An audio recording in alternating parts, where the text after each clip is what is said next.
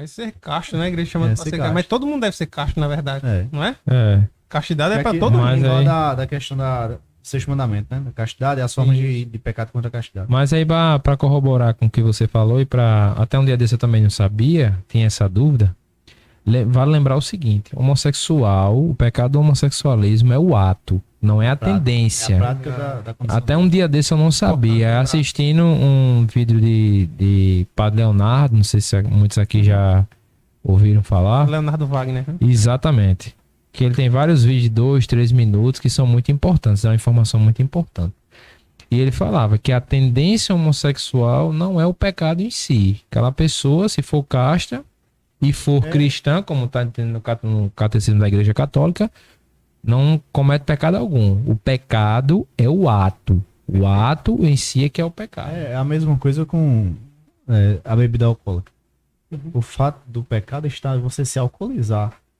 Você ficar não é em você beber, nem ingerir bebida alcoólica. É você ficar embriagado. Porque você sabe que uma pessoa alcoolizada perde totalmente o senso da realidade. Mas aí vamos lá. Não, concordo com você, Rodrigo, que você está falando. Mas aí criticar a bebida, eu já fiquei nervoso. Sim. não, mas aí eu vou lhe dizer uma coisa. Uma pessoa que é acostumada a beber muito, no início, com poucos goles, ela vai ficar bêbada, concorda? Vai chegar um tempo que o organismo vai se acostumar, não vai? Então aquele já vai ser como essa jarra de água. Entra no vício. Aí é que tá. Até onde isso é pecado ou não? Porque o que se fala é o quê? A embriaguez é pecado. Mas eu não sei se vocês lembram que na passagem das bodas de Caná, no milagre de Jesus, do transformou água em vinho, João 2. fala justamente, João 2, fala justamente sobre a embriaguez. Quando os convidados já estão bêbados, se serve o vinho, menos. Não é assim? Aí fica essa questão dessa pergunta para vocês. Até onde vocês acham que a embriaguez é pecado? Até onde é lícito e até onde é ilícito? Porque beber não é ilícito. Até porque o cálice de Cristo é o vinho. É o maior exemplo disso. Porém, até onde o álcool é lícito e até onde o álcool é ilícito, levando em consideração isso que eu levantei aqui. Perfeito. Uma coisa é você não beber, vocês nunca beberam na vida. Tomou uma latinha, você já fica diferente. O catecismo vai dizer sobre a moralidade dos atos. Boa questão. Vai falar o seguinte, que sobre a moralidade dos atos, né? O pecado não. Ela disse que, um exemplo, fumar e beber, que é o que ele cita aqui, ela vai ser temperada pela temperança. Um exemplo, eu já tive no passado problemas com bebida. Eu sei que determinada bebida me atiça de uma forma que eu não vou ter controle sobre mim. Então eu uso a virtude da temperança. Essa aqui eu não pego. Arranca o olho fora, né? Se teu olho te leva a pecar, aí você... Eu conhecendo o que eu fazia antes, eu digo, olha, essa aqui jamais eu beberei de novo. Quanto mais destilada e peba, mais fácil. Já eu vou ser um pouco mais radical. Até minha esposa diz que eu sou radical nessa relação. Vai, termina. Então, baseado na virtude da temperança, por exemplo, como é que você sabe que você se defender, é o mesmo exemplo, né? Você se defendendo de dar uma facada na pessoa e se defender ou assassinar uma pessoa. Não é diferente? Diferente. Não. Você sabe que até aqui eu posso ir. Se você não tem a capacidade de discernir, né? Olha, aqui eu não passo nada. Eu, um exemplo, de uísque, só entrei de doses. Não me insista com 4, não. Eu não vai. Porque eu já impunho pra mim mesmo que o meu limite, né? A minha razão está até ali. Se eu passar disso, já não embriaguez. Porque eu já não consigo me levantar. Mas tu ficar assim, já bebo, não. Dessa forma, depois de parar de beber, não. Porque eu aprendi com duras penas que até ali eu posso ir. Agora, se eu passar dali, eu sei. Vai ser covardia minha, com a minha trajetória de vida, com os meus e com minha família, principalmente. Pra você ver como é essa questão, né? De vocês, não, até 3 doses de uísque, pra mim tá tranquilo. Muita gente acredita que, tipo, se você tomar uma dose, é o necessário. É como a gente leva a questão do seguinte: uma taça de vinho, todo mundo, assim, saudavelmente, que o vinho é bom pro coração, saudavelmente pode tomar uma taça de vinho diariamente. Que é lícito, não tem problema nenhum, pra saúde, enfim. É de proteção. Só que é exatamente isso que o nosso diretor falou. Puritanismo, ver pecado em onde não existe, ou então ver pecado em tudo. Você tocar no... Epa, calma, Varão, não pode tocar na... Não dá, chamado de puritanismo, você vê pecado em tudo. Pra você ver, né? Você sabe o seu limite. Não, até 3 doses e tal. Já eu sou mais radical. Por quê? Quando eu bebia, primeiro eu bebia, no passado, numa vida pregressa que eu tive, eu não bebia porque gostava. Eu bebia porque era tímido. E é para sair dessa timidez. Aí é que se consuma o pecado. Por quê? Eu tinha a minha essência, eu tinha a minha consciência, porém usava a bebida para sair, muleta, né? Exatamente. Sair da minha essência e sair da minha consciência. Então, isso se consome em quê? Pecado. Então, como é uma coisa que eu não gosto, então hoje eu não bebo. Tipo, a última vez que eu bebi, me recordo de tudo. Foi em 2012, então quer dizer, faz 10 anos. Antes de eu conhecer minha esposa, eu já não bebia mais. Porque naquele tempo eu entendia que eu não precisava mais da bebida alcoólica para deixar de ser tímido. Entendeu? E todos sabem aqui, não sei se todos já viveram, mas na nossa adolescência, que não era uma adolescência católica, a de convivemos aqui, que hoje nós somos católicos, a gente também fez muita coisa errada. E muitas vezes foi para se envolver com mulheres. Não sejamos levianos nem hipócritas, mas foi muito para se envolver com mulheres. Entendeu? Eu era só com cachaça, né? Então eu escolhi que eu não bebo mais. Eu vi ali já. Então eu escolhi que eu não bebo mais. Mas não é um radicalismo, é porque eu não gosto da bebida alcoólica.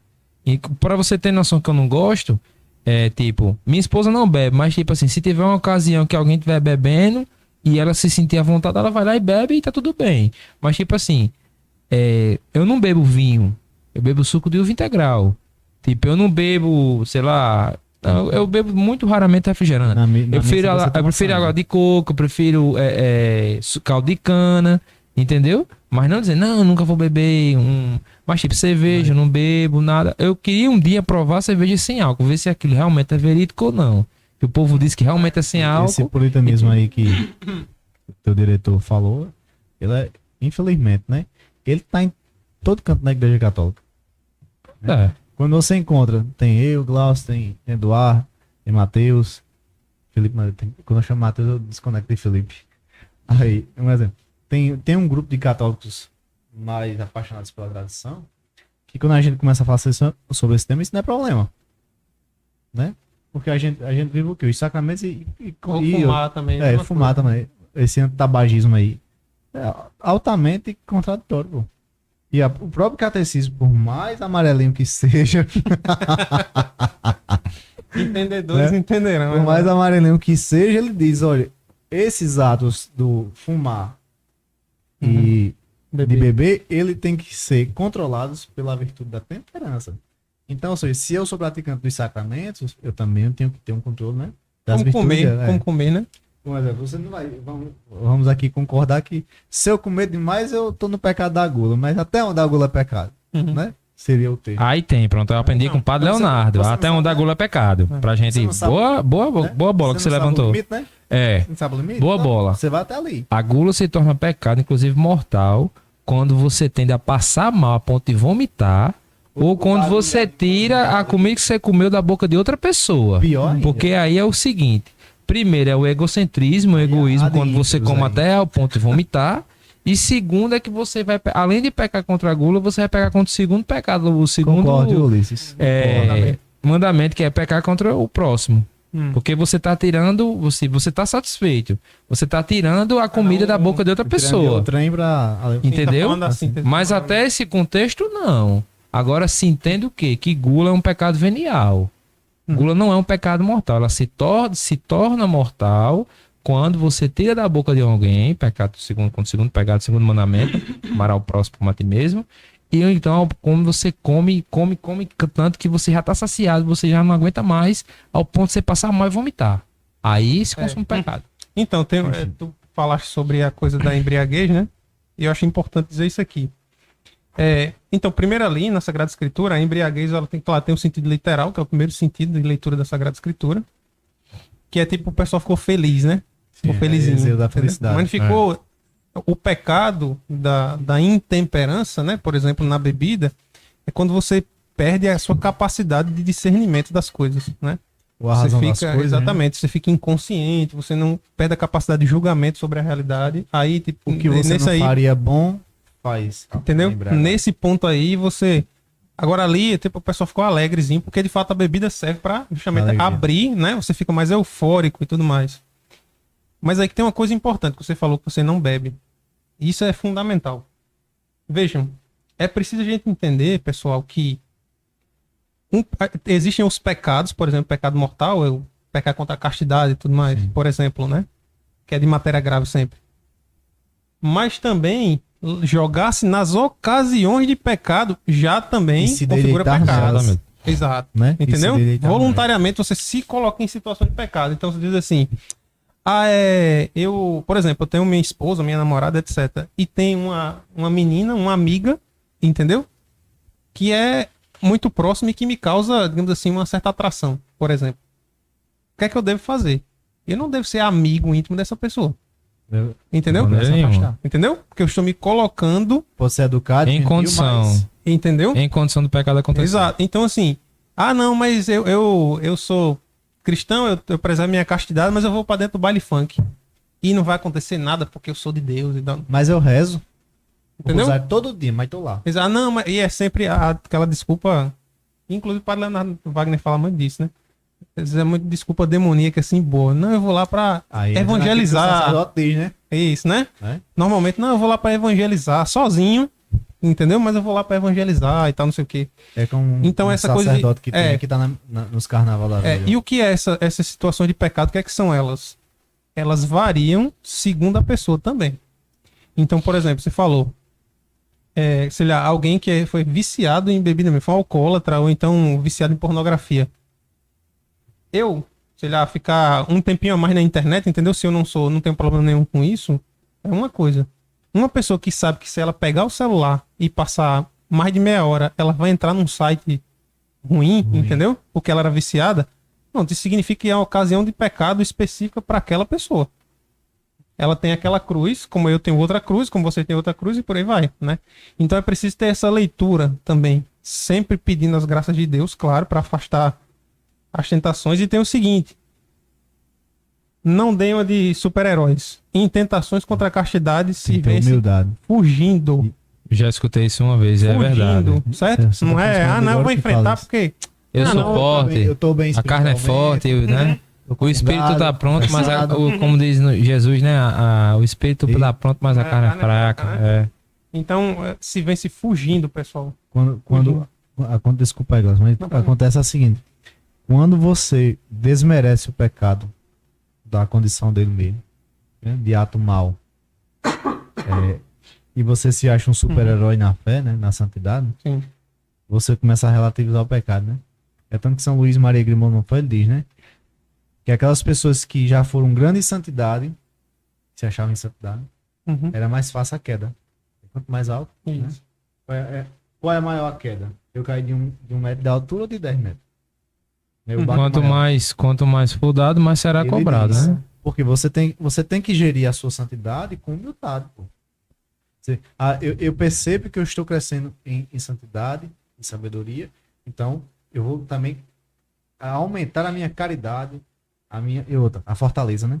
Bem, você está se sentindo forte, você vai. E outra, eu não posso me achar que sou o bambambam, né? Eu não posso achar que estou acima dos outros. E até, um exemplo. Eu sei que fulano é uma pessoa santa, que vive os mandamentos de Deus, a lei da igreja, e eu recuso certos conselhos dela que para mim não servem. Mas pode não servir agora. Mas lá na frente, ou em algum momento no seu futuro, na sua vida mesmo, você vai dizer: rapaz, o que fulano disse faz muito sentido. Porque pessoas simples já disseram coisa muito besta para mim. Mas no dia a dia, aquelas frases vão ressoando. Rapaz, tem razão. Principalmente dos mais velhos. Não faça isso que dá errado. Dá não, pode eu ser aqui, eu consigo fazer. Tá certo. Eu tô dizendo que eu já sei. Pois é, isso é curioso, né?